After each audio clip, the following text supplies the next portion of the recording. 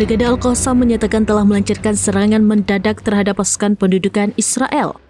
Peristiwa ini terjadi di timur Khan Yunis, tepatnya di kawasan Abbasan Al-Kabira pada Kamis 10 Juli 2025 dini hari waktu setempat. Serangan tersebut menargetkan sejumlah kendaraan tempur Israel, termasuk tank Merkava dan kendaraan pengangkut personel lapis baja atau APC. Laskar Al-Qassam menjelaskan bahwa mereka menggunakan peluru anti-tank jenis Yasin 105 dalam aksi ini. Dilaporkan juga bahwa 2 ekskavator militer Israel berhasil dihantam dengan amunisi serupa. Dalam operasi tersebut, para pejuang Al-Qassam sempat berupaya menangkap seorang prajurit Israel. Namun karena sengitnya baku tembak, upaya penangkapan tidak berhasil. Meski demikian, prajurit tersebut berhasil dilumpuhkan dan senjatanya berhasil disita oleh para pejuang.